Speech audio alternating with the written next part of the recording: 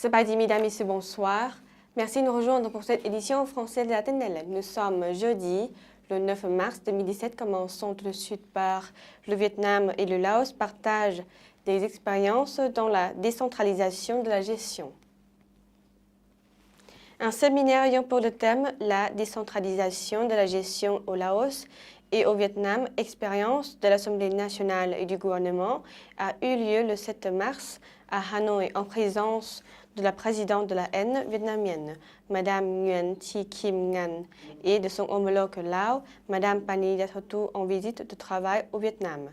Lors du séminaire, les délégués vietnamiens et Lao ont partagé des expériences dans l'élaboration des textes juridiques concernant le réseau d'organes élus de tous les échelons de travail de conseil en activité des organes élus au niveau central et local et de l'organisation du gouvernement.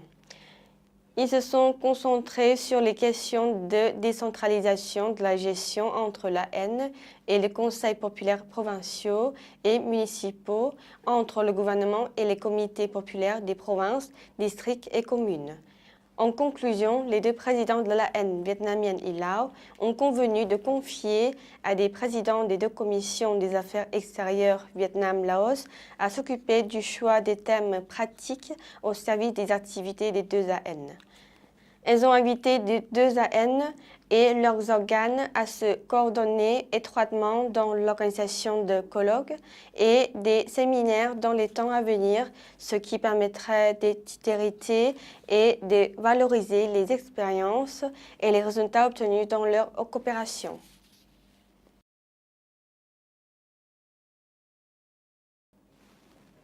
Le ministère des Ressources naturelles et de l'Environnement a organisé le 7 mars à Vientiane une conférence en présence de M. Bunthong Chitmani, vice-premier ministre et président de l'inspection du parti et de l'État. La réunion a présenté le rapport d'activité de 2016 et l'orientation pour 2017 et des résolutions des 5 questions importantes. Le président du FENL visite de l'entreprise publique de coton Lao. Le président du Front d'éducation nationale, M. Sessampon Phomvihan, s'est rendu le 6 mars dans l'entreprise publique de coton Lao à Vientiane.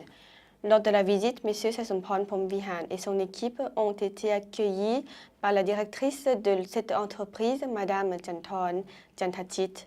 Mme Chanthorn Chanthachit a également parlé de la création et du développement de cette entreprise. Créée en 1984 et financée conjointement par le gouvernement Lao et le Programme des Nations Unies pour le développement PNUD. En RDP Lao, au début, c'était un centre de formation artisanale de tissus des femmes Lao, en vue de promouvoir et de développer l'art artisanal de tissage des femmes Lao. En 1996, ce centre est devenu une entreprise publique de coton Lao.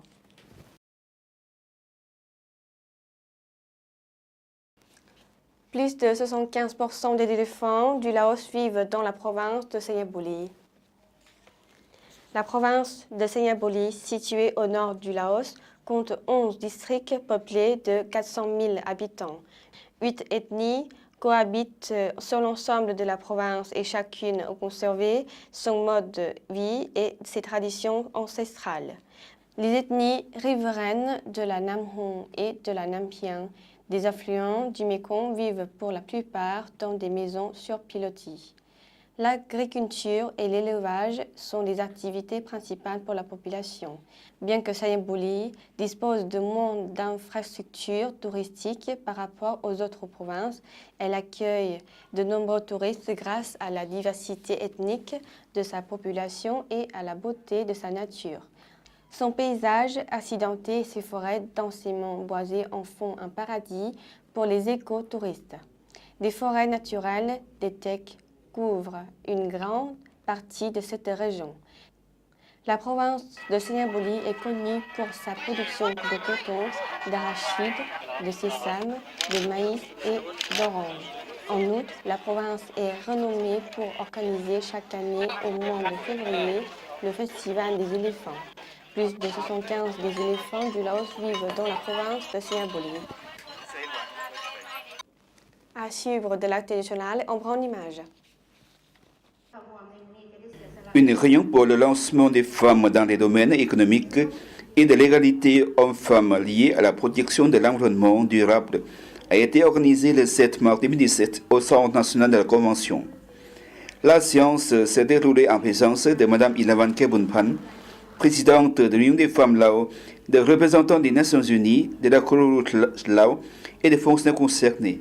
Mme Ilavanke Bunpan a dit qu'à l'occasion de la célébration de la Journée internationale des femmes, l'Union des femmes Lao, les femmes du monde entier, de l'ASEAN, ont mis en application le slogan de développement de l'égalité entre les hommes et les femmes, en parallèle avec le développement national, les activités de la campagne d'émulation des trois qualités des femmes. Un mémorandum de compréhension entre le département de l'éducation physique et artistique et l'organisation Saipan au Laos a été signé le 7 mars 2017 à Vientiane. Les signataires étaient M. Bunsuk Thirasak, chef du département de l'éducation physique et artistique, et Mme Kerampon Swanapum, chef de l'organisation Saipan. Les deux parties coopéreront dans la promotion de l'apprentissage et de l'éducation physique et artistique dans 24 écoles primaires et lycées de la capitale pour un montant de $82,000 australiens. À l'occasion du 107e anniversaire de la Journée internationale des femmes, les trois organisations de masse du ministère des Sciences et de la Technologie ont offert les équipements scolaires et sportifs au collège du village Bangma, arrondissement de Centron. Cette activité a été organisée le 6 mars 2017, menée par Mme Meti Vongkhamsao, présidente de l'Union des femmes du ministère. Les syndicats, la jeunesse et les femmes forment les organisations de masse. 27 étudiants de la faculté de dentistes ont reçu le 7 mars 2017 une bourse d'études pour un montant de 20 millions de kip offert par la fondation de l'Université Séoul-Lao. La cérémonie de remise des bourses s'est déroulée en présence du Dr Somchit Bupar, rectrice de l'Université des sciences de la santé, des représentants de l'Université de Séoul, de l'Association des dentistes Lao et des professeurs. Depuis sa création en 2010, ce projet avait déjà offert une centaine de bourses aux étudiants Lao, dont 2 volontaires. L'inauguration du portail et de l'étiquette du lycée Satit dans l'arrondissement de Saitani de la capitale vientiane d'une valeur de 20 millions de kip a été organisée le 7 mars 2017.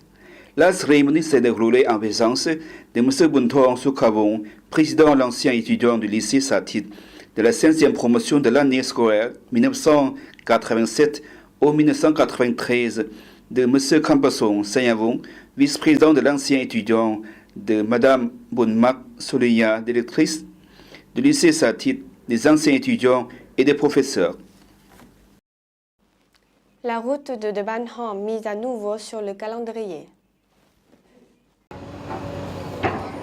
Les travailleurs ont coulé des bétons à refaire surface de la route de Ban Hom, dans l'arrondissement de Han Sai-Phong de la capitale de Vientiane, avec la mise à jour tant attendue qui devrait être terminée d'ici la fin de l'année.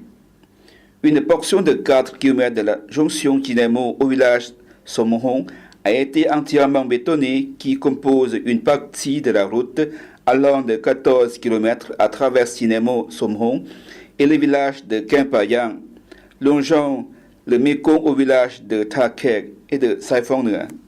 Le chef de projet, M.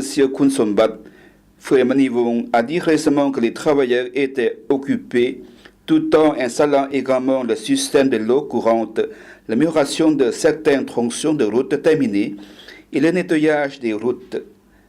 Le travail principal du projet est terminé d'environ 45%, tandis que le reste des travaux devrait être terminé à temps. Le projet fait partie de la contribution de la route du pays vers le développement national, visant à sortir les pays de la liste des pays les moins avancés d'ici 2020. Le chef du projet a dit que la route améliorée sera également bénéfique pour la région en l'aidant à attirer les investisseurs étrangers, en particulier au moment où le Laos fait partie de la communauté économique de l'ASEAN.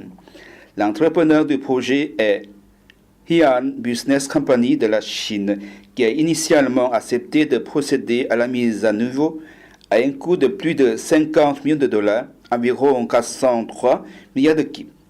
La route a été conçue pour être 15 mètres de large avec un drainage des deux côtés, ainsi des sentiers et des lampadaires. La zone réservée de chaque côté des routes nationales est fixée à 25 mètres, alors qu'il est de 15 mètres le long des routes provinciales et à 10 mètres le long des routes du district, selon le ministère des Travaux publics et des Transports. La route a été dans un état épouvantable pendant plusieurs années, alors que le transport a été difficile à cause des ornières profondes et nappes de boue qui se forment pendant la saison des pluies. Voilà, c'est la fin de cette édition. Toute l'équipe vous remercie pour votre fidélité. Pour voir ou revoir nos reportages, rendez-vous sur la page internet du Journal français à la TNL. Au revoir.